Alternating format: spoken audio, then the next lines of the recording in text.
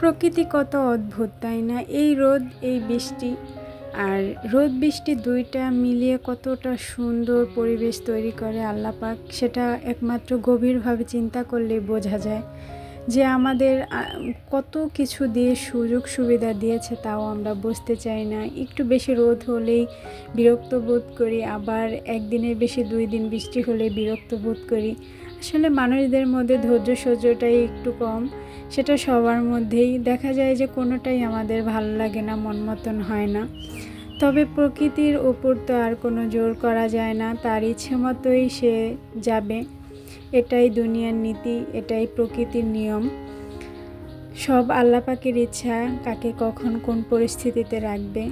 Hello everyone, আসসালামু আলাইকুম। সবাই কেমন আছো? আলহামদুলিল্লাহ আমি ভালো আছি। আমি সাথী বলছি শরীয়তপুর থেকে। আশা করছি যে যেখান থেকে আমার ভিডিওটা দেখছো, আই হোপ সবাই অনেক বেশি ভালো আছো। সকালে উঠে না অনেক টুকটাক কাজই করেছি, এই যে যেমন থালা বাসনগুলো ধুয়েছি আর এখন এই র্যাগের মধ্যে গুছিয়ে রাখছি। তার আগে কিন্তু আমি 2টা ডিম সিদ্ধ দিয়েছিলাম মা ছেলে খাওয়ার জন্য, কিন্তু একটা দেখা যায় নষ্ট আর একটা ভালো ছিল। যাই হোক, কিছু করার নাই, দুজনে মিলেই খাইলাম। আসলে আমার ছেলে তো তত একটা খায় নাই, একটু একটু মুখে দেয় এই আর কি। তবুও তার সামনে আর কি খাবারগুলো দেই, যাতে সে খাবার চিনতে পারে এই আর কি। এই তো আমি ভাত বসিয়ে দিলাম। বাহিরে এখন বৃষ্টি নেই, সকালে যদিও বৃষ্টি হয়েছিল, এখন অনেকটাই কম। আর এদিকে দেখো কি অবস্থা। আসলে যেদিনকে ধুই পরিষ্কার করি সেদিনই রাত্রেবেলা দেখা যায় যে ময়লা, তার পাশাপাশি আবার এই যে পোকা মাকড় ভরে যায়। তো ভাবছি যে একটু মুছে নিব উপর থেকে, কিন্তু আসলে সেটা আর হয়নি। সাইডে দেখি যে কি সে জানি একটা বাসা করেছে মাটি দিয়ে, ওটাকে কুমড়ো পোকা বলে আমাদের এইখানে। তো ওই পোকায় বাসা বাঁধছে, তো ডিপ ক্লিন করা ছাড়া কোনো উপায় নেই। তো আমি নিয়ে আসলাম এই যে গোসলখানায়, এটাকে একদম সুন্দরভাবে ধুয়ে নিয়েছি। আর যে কোনো জিনিস ঘরের মধ্যে পরিষ্কার থাকলে বেশ ভালো লাগে। আজকে আর তোমাদের সাথে আমি কোনো রান্না শেয়ার করতে পারিনি, যেহেতু টুকটাক এদিক ওদিক কাজ করেছি। আজকে একদমই শর্টকাট রান্না করেছিলাম, ডাল আর হচ্ছে শাক ভাজি আর আলু ভর্তা করেছিলাম। আর এই সিম্পল খাবারটাই না বেশ ভালো লেগেছে গোশ মাছের থেকে আমার কাছে। তো দেখো এদিকে আমি যেখানে র্যাকটা রেখেছিলাম ওই জায়গাটা আমি পরিষ্কার করতে চলে আসলাম। আর এই যে দেখতে পাচ্ছ সাদা সাদা হয়ে আছে, যতই মুছি না কেন এরকমই হয়ে থাকে। আসলে আমার আগে যারা রয়েছে তারা বোধহয় 1 বছর একটু মোছা দেয়নি, কি বলবো। আমি যখন এসেছিলাম এই বাসায়, আমি 2-3 দিন পর্যন্ত এই রুমটাকে একদম পরিষ্কার করেছি। 3 থেকে 4 বার একদম পানি দিয়ে ধুয়ে দিয়েছিল আমার হাজবেন্ড, কিন্তু কিছুতেই পরিষ্কার হচ্ছিল না। এই যে দেখো ফ্লোরের কি অবস্থাটা, আসলে একদম মানে গত্তা হয়ে গিয়েছিল। আর এই যে বোতলগুলো দেখতে পাচ্ছ না, এগুলো কিন্তু আমি খেয়ে এক জায়গায় করেছি, যেহেতু এটা প্লাস্টিক, বাইরে ফেলাইলে দেখা যায় পরিবেশ নষ্ট হয়। আর এগুলো হকাররা নিতে আসে আমাদের এই দিকে, কেজি হিসেবে বিক্রি করা হয়। তাই ভাবলাম যে এগুলো ফালাই আর কি হবে। র্যাগের নিচের সাইডটা আমি কিছুই রাখি না, ময়লা পড়ে যেহেতু, তাই ওইখানেই আমি সবগুলো রেখে দিয়েছি। আরও হইলে তখন আমি একবারে হকারদের দিয়ে দিব এই আর কি। তো আমি থালা বাসনগুলো যেহেতু নামিয়ে রেখেছিলাম, ওইগুলো এখন আবার গুছিয়ে নিতেছি। আসলে দেখা যায় আমার ছোট্ট একটা কিচেন রুমের অনেক বেশি শখ ছিল।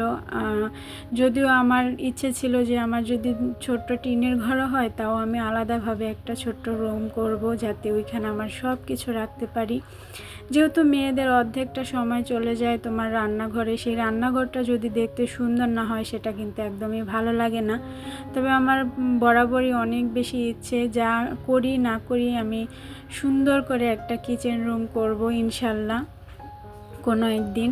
তো আমার বাবুর জন্য একটু খাবার রান্না করেছিলাম, তো ওকে খাইয়ে দিয়ে এই তো বিকেলের দিকে আমি একটু পেঁয়াজু বানিয়ে নিয়েছি। আর এই পেঁয়াজুটা খেতে চেয়েছিল আমার দাদু, বলছে যে তোমার হাতের পেঁয়াজু অনেক বেশি মজা লাগে, একটু আমাকে বানিয়ে দিও। তো তার জন্য বানিয়েছিলাম, বানিয়ে একদম বোনের কাছে দিয়ে দিয়েছি, ফুফাতো বোনের কাছে, যে তোমার নানুকে নিয়ে দিও। যেহেতু আমার বাসা থেকে আমার বাড়ি একদমই কাছে, যেতে 2 থেকে 3 মিনিট লাগে। তো কিছু তৈরি করলে দেখা যায় যে রান্না করলে আমার মাও আমাকে রেখে খায় না, আবার অনেক কিছু ভালো মন্দ রান্না করলে আমিও আমার ভাই বা বোনদের রেখে খাই না, এই আর কি। তো এই তো আমি পেঁয়াজগুলো ভেজে নিচ্ছি, আর এই পেঁয়াজটা অনেক বেশি মজা লাগে আমার কাছে, দুইটার মিশ্রণে, ডাল আর হচ্ছে পেঁয়াজ। যাই হোক, আর আমি ভাজতে ভাজতে দু একটা খেয়ে নিয়েছিলাম। আমার কাছে কিন্তু ভাজা পোড়া সর্বদাই অনেক বেশি পছন্দ, আর আমি সপ্তাহে 2-1 দিন ভাজা টাজা খাই, আর এর জন্য অনেক বকা শুনতে হয় আমার হাজব্যান্ডের কাছে। সবসময় বলে তোমার গ্যাস বেশি, তুমি এগুলা কেন খাও। যাই হোক, আর এগুলো তো আর রাখতে পারি না। সন্ধ্যার দিকে আমার বাবুকে আমার মা দেখতে আসছিল, যেহেতু আজকে আমি যাইনি বাবার বাসায়, তো আমার মা বাবুরে দেখতে এসেছিল। তো ভাই এই যে চিপসগুলো নিয়ে এসেছিল একবারে, তো ভাবলাম বেশি করেই ভেজে দেই, বাসায় যায় আবার ভাজবো, তো তার থেকে বরং আমি ভেজে দেই, বাসায় কিছু নিয়ে যাবে, আর আমরা মা ভাই আর ছেলে 3জনে মিলে খাবো। তো অবশ্যই এর মাঝে আমার ছেলেও কিন্তু বসেছিল খাওয়ার জন্য, আর তার জন্য তো কোনো কিছু ঠিকভাবে খাওয়া যায় না, একদম উলটপালট করে ফেলে, ছোট বাবু থাকলে যা হয়।